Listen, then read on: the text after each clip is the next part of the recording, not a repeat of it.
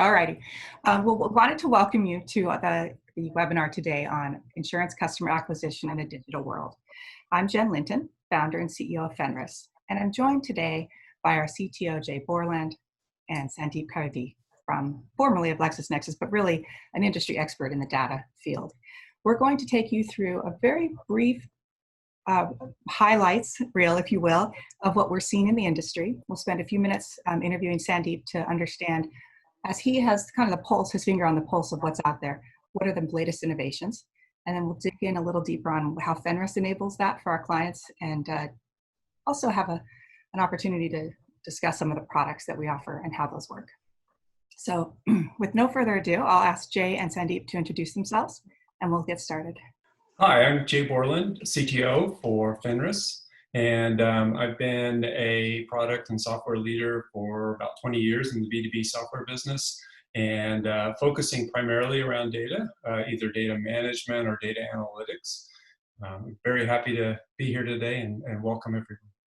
Hey everybody, this is Sandeep Kharidhi. Hey, thanks Jen and the Fenris team for having me attend the webinar. I'm delighted to be here.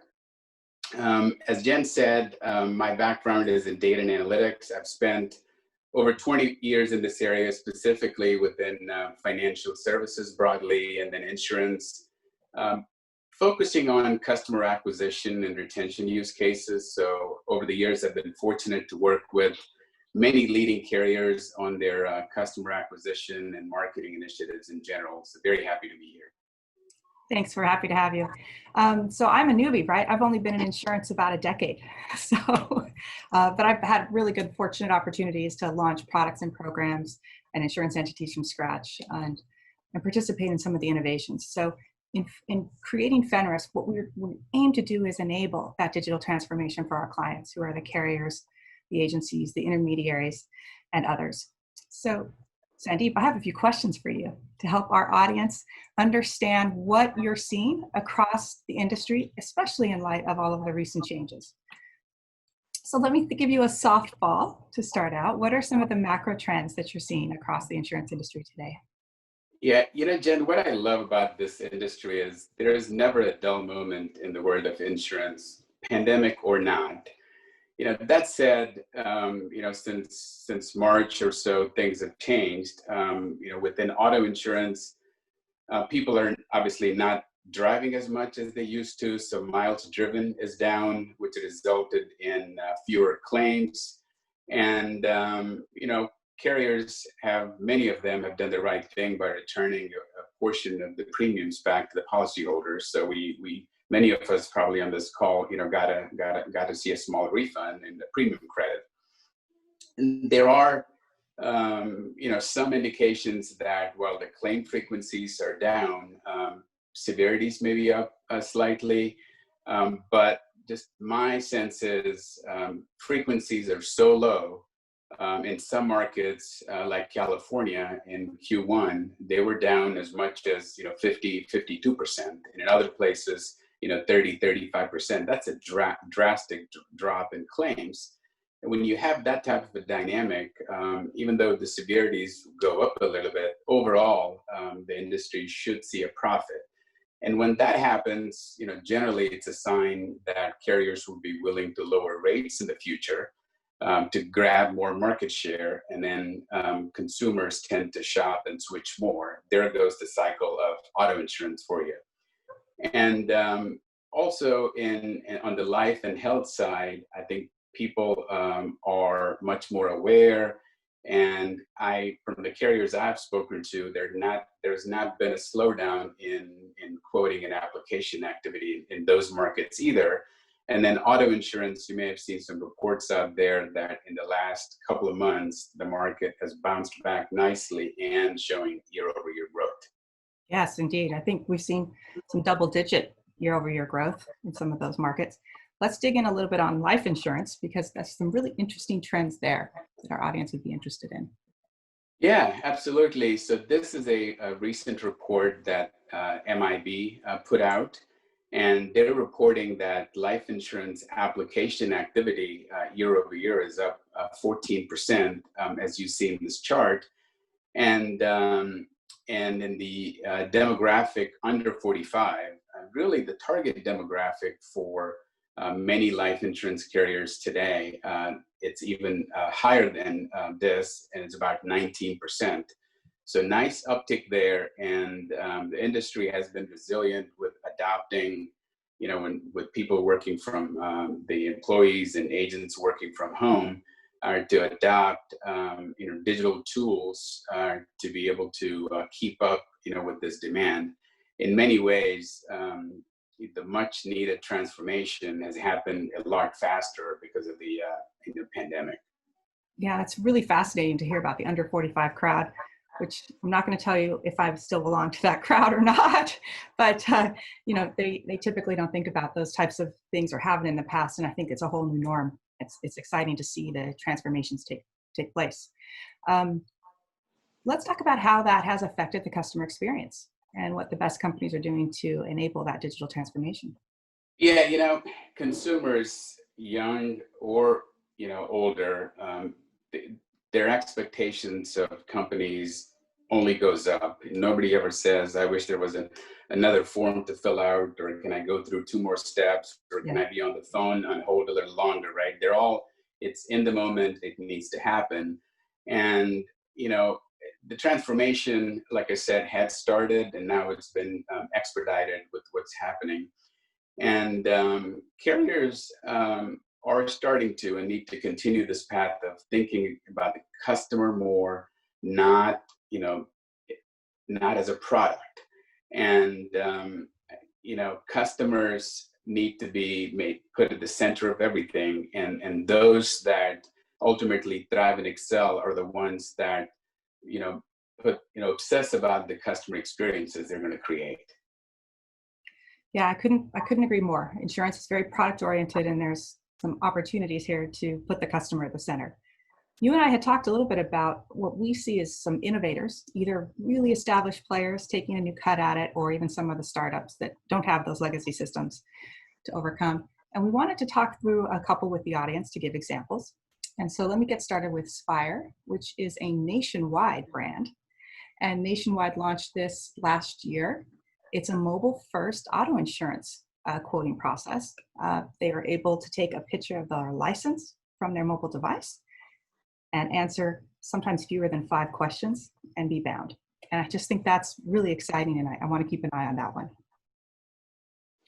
Yeah. Bestow is another one that's featured here, term life insurance provider. And what's nice about them is they provide a very easy, intuitive digital experience for consumers.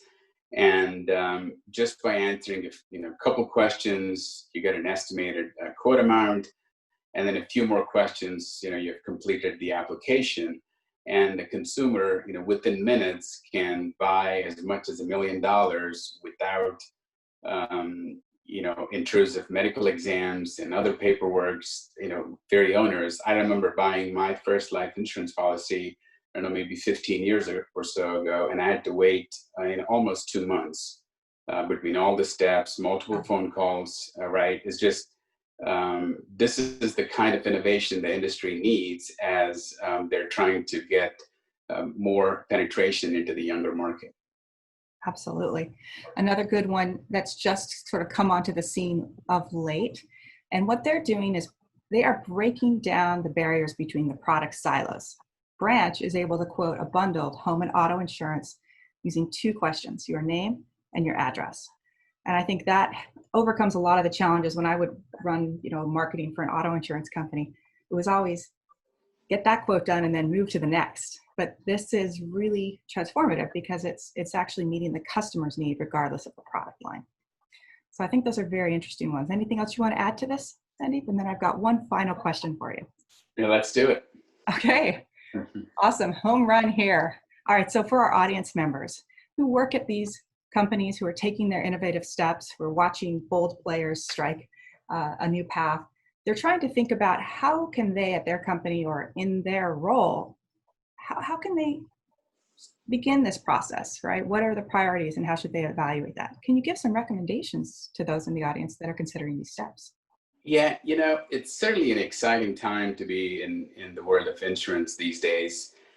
There's an enormous amount of data available, and cost of technology and computing has been falling rapidly, and carriers are in a great position to benefit from these trends.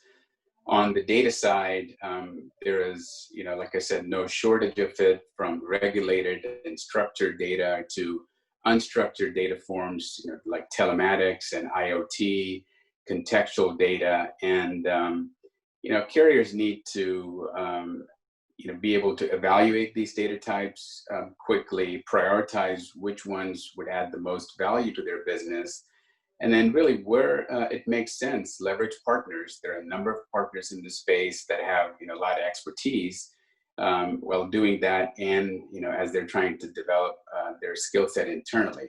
Those are some of the things I think carriers should focus on to succeed in the coming years. Thanks, Sandeep. So while I've had the opportunity to ask Sandeep a few questions, I wanted to let the audience know that we'll be taking live Q&A at the end.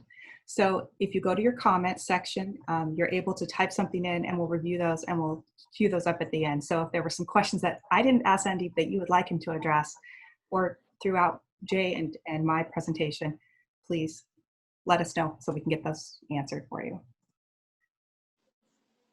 So with Fenris, let me share with you just a brief overview before I turn it over to Jay, who tells you about the real crux of what we do. The vision for us is to identify who the best customers are going to be and ease the way. We want to remove that friction point. So customers today, they might shop on Amazon and they are able to buy something with a click and it gets delivered in an hour. Those are the customer expectations outside of insurance. Now, the insurance world has a long way to go, and there are regulatory and legislative and systemic issues, but we're watching this transformation happen, and it's unfolding before our eyes, and we're excited that we can be part of that as well. It starts with this journey. Every product, every insurance and financial services product starts with information gathering. It's incredibly cumbersome, and it's a source of a lot of abandonments, errors, and dissatisfied customers. And in fact, those hundreds and even thousands of dollars that we spend to acquire customers could be better used if we had a better customer journey, if we personalized it, if we could make it easy and accurate with just a couple of or fewer questions. But those are some of the results that we have seen in the past. And then when working with customers on this journey, we're able to help them improve their customer acquisition, their funnels improve, the metrics improve, which is directly related to the success and the profitability in the long run. So I'm happy about all of that. I think customers are delighted by streamlined processes to get where they need to get to and receive the kinds of products that they need. But it all starts with knowing upfront everything that you need to know about that customer as they enter the gate. And the last thing there that I want to highlight, we won't touch on it too much today because it's emerging and there are many exciting things that aren't public yet, but the idea of embedded insurance has been around for a while, and it's now really taking hold. The ability to embed that insurance purchase in the purchase pathway with other products and services that are adjacent because of this two-question quoting process. So with Fenris, we supply applicant scores, proprietary data, and advanced technology. That's what we do, but what matters is what it does for our customers, right? And how well they're able to convert on their leads. We take the hard work. We have amassed the vast repository on just about every adult, every household, all the properties, the vehicles in the United States. And with two questions, name and address, we're able to identify them and return the information and the scores. And we do that very quickly. I'll give you one example of a very interesting innovation called License Snap. We've had it. It was one of our first products. A couple of years ago, we took this out. And it allows anyone to embed this within their own website, the ability to then have the customer have the opportunity on their mobile device. And how many of your customers start on mobile devices? It's growing every year. To be able to click, take a picture, identify that's who they are, that kicks off the first API call and returns about 16 fields that are instantly usable. And then we've identified the name and address of that individual. We can kick off all of our other API calls with scores and data. So this is fairly transformative, and it moves even beyond two-question quoting to one-click quoting. And we're seeing this roll out across a couple of different clients. I wanted to turn the time to Jay to dig in a little deeper on some of those products that I alluded to that will help enable your digital transformation. Thanks, Jen. So I want to talk a little bit about our product set. We have two different groups of products. One focuses on personal lines, so auto, home, life, a classic insurance to consumers. In addition to that, we also have a rich set of APIs around property and around the location of things, and that can be either personal or commercial locations. Obviously, there is some overlap between them in terms of the home pre-fill products that I'll talk about in a second, but that's how we tend to think about the system. Jen's already talked about LexisNexis. That's an on-road product. It allows you to bring in customers and reduce that data entry. So it's not even two-question quoting. It's just one-click quoting now using LexisNexis to start that process off. Then we have this problem with the needs of customers to have a fast, low impact experience, and your need to have a lot of data to understand and price the risk appropriately. And so that's where our pre-fill products come in. They come in and they bridge that gap between customer experience and your need for data. And then finally, there's our scoring API sets that enable you to reduce your customer acquisition costs, have a better conversion rate, and deliver happier customers. And so we'll talk about those a bit. So let's talk about pre-fill first. And so this is a simple use of our API. So one of the challenges I always have with our marketing team is that we sell APIs, which don't tend to generate a lot of excitement. So, but you can see we put in name and address, and we return around 150 lines of data. Some of our systems return fewer data elements. Some of them return over 400. So depending on what you need, we have the data set for you and the data to deliver it.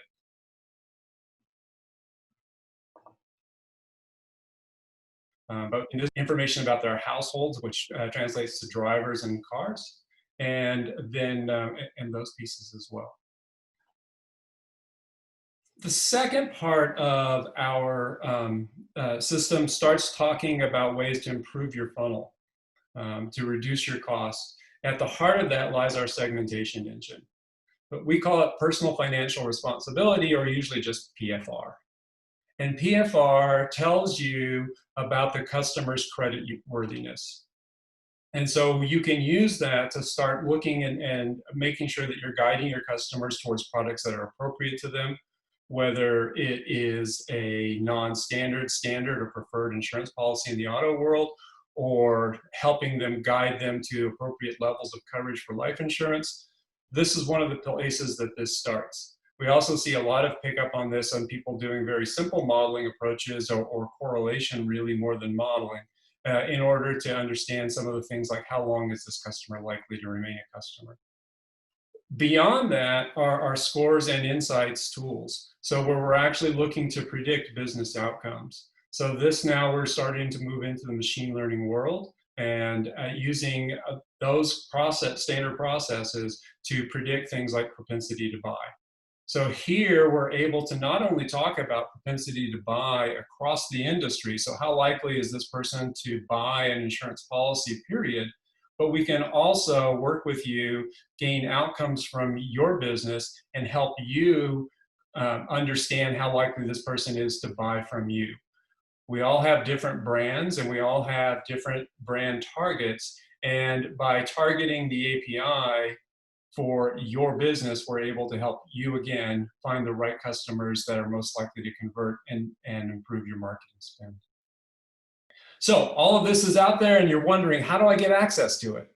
So simply go to fenrisd.com, click on the try it free button, and you'll fill out a very brief form with just name, address, and what you're interested in. We're not gonna, it's two-question quoting for us as well. We'll get back to you with a data evaluation form, making sure you understand the rights and the uses of the data. And at that point, then you'll have full access to the APIs to go forward. And you're not alone. We also have a rich set of documentation that focuses not just on technology and how to connect to the APIs, but actually some best practices around UX for some of the pieces like License Snap. Terrific. Thanks, Jen. Back to you. Hey, thank you, Jay. So in summary, before we go to the questions, I wanted to share with you that what we hope you can take away from this is that the future is happening. There is modern two-question quoting capabilities thanks to all of the proliferation of the external data and the capabilities that Sandeep has mentioned. And just finding the right partners to help you with that is pretty critical. We don't see this as a direct only play. We have customers who are agencies. They're using this to inform their agents so that they can have more constructive conversations. We also see it supporting underwriters, right, as they gather external data at once. So there's a lot of uses when you have a very simple API process.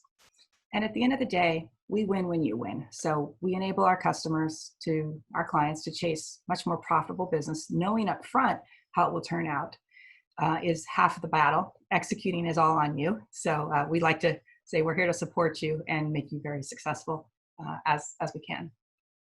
And the results are good. So if you are looking at some specific KPIs for your business and you want to look at how you could increase your conversion rate or drop your cost of acquisition, please let us know, because what we can do is model that impact for you before you ever touch or have to engage with the data. And we also can show how you can take what used to take days or weeks, as Sandeep described for his life insurance process, identifying those happy paths and getting those down to very quick, appropriately paced interactions with very little manual effort as well. So those are things that we see being the future. Let me check in with Spencer and see, Spencer, did you get any good questions that you could pose to us? We have a couple of minutes left. We did. So I'll get started here. Number one, were there any surprises or lessons that Fenris learned from companies while using your products? Jay, why don't you take that one? Okay, I'll jump in here. So, from my background, I really focused a lot on our initial APIs returning only the highest quality data that we could. So we always had a match. We always pushed everything forward and just held back anything that wasn't of that. So we're all about having good, efficient systems.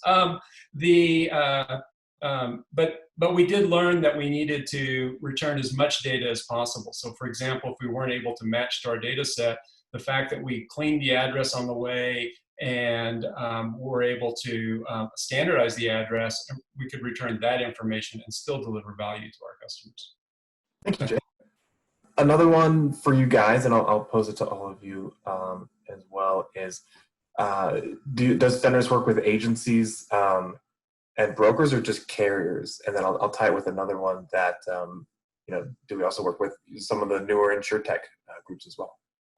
Yeah, so we're not very discriminatory. Once you pass your data evaluation and you have a proper use case, the beautiful thing about the APIs is you can inject that information into many different types of workflows and derive value instantly. So while we work with medium and small carriers and even some of the top 20, we work with some of the largest brokers, agencies, large and small. We have intermediaries that we work with, including some of the core system providers who have like Guidewire or DXC or Capgemini as a systems integrator. I mean, there's and certainly one of the most exciting things is to hear about these insurtechs before they've even launched, right? And they're searching for a solution that will help differentiate their processes. So I would say if you have questions about if we have a use case for you, get in touch with us, tell us what your need is, and let us see if we can find a way to make this available to you, because the data that we've chosen to use is, by design, it is not of FCRA regulated data. It is alternately sourced, and so it does have a little bit more broader appeal. Thanks, Jen. Another one really quick.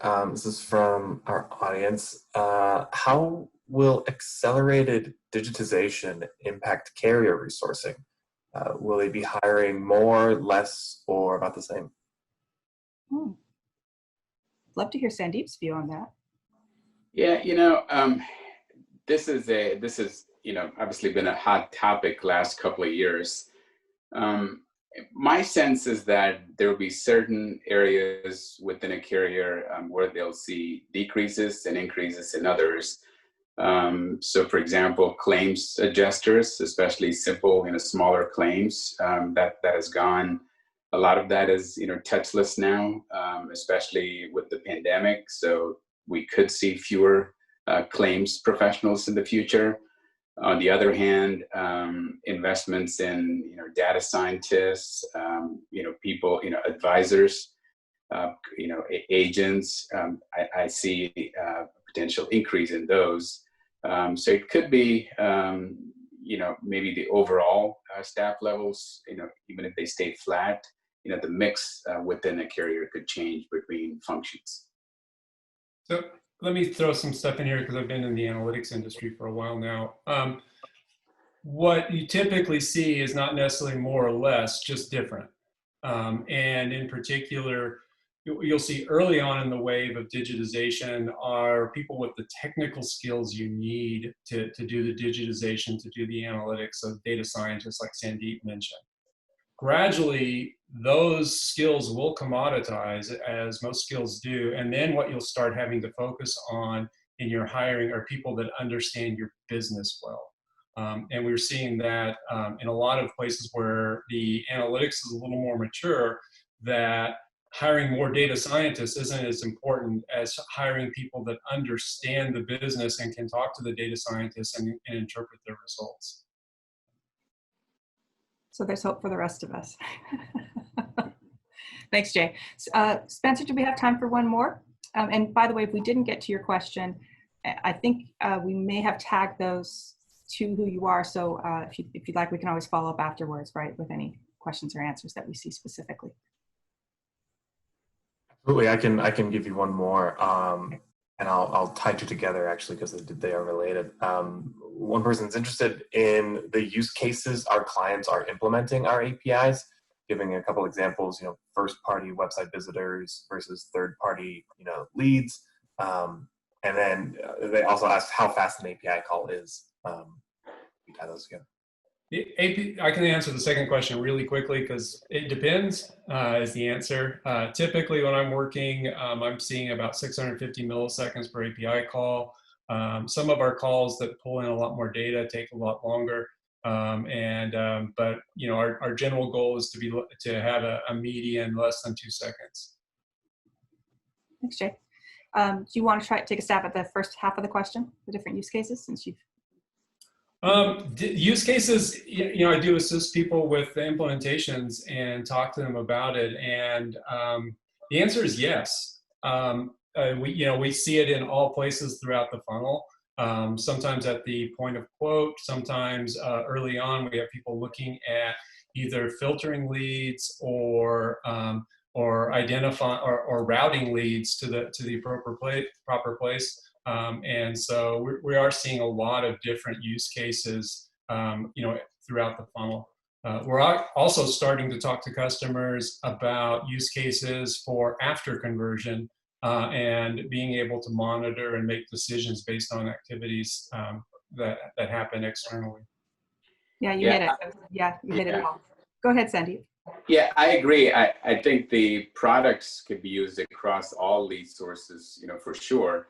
The difference might be in how a client chooses to set thresholds. For instance, with scores, with first-party website leads, they may be willing to have a very low threshold because it's traffic that the cost is already paid for. It's sunk cost in many ways.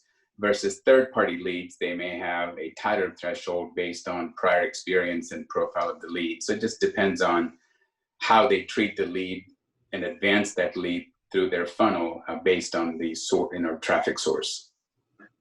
Thanks, Sandeep. Yeah, I think you guys hit it. So from soup to nuts, we have the scores up front that can identify, is this a good opportunity, a good match, a good lead, help you make business decisions that optimize the journey and the outcome. And then enriching that data, providing that, through the agent's process. And as Jay mentioned, yes, we're starting down that path now of monitoring. We'll be launching those products soon where we monitor the book for changes in their life events, things that would indicate they might be susceptible to a churn or indeed they've had such a life event change that you should reach out to them and nurture that conversation, right, for additional products or services that will serve them. So it's exciting. It's really exciting to see how data can be leveraged to develop a better customer experience and better outcomes. Well, I think, Spencer, if we have just about used up our time, so I wanted to thank everybody, our audience and our panelists. You guys were terrific. Thank you so much for joining us today. We will have playback for this afterwards. And in the meantime, if you need anything, you know how to reach us, right? So please reach out and let us know how we can be of support. Thanks, you guys. Thanks all. Thank you. Have a great day.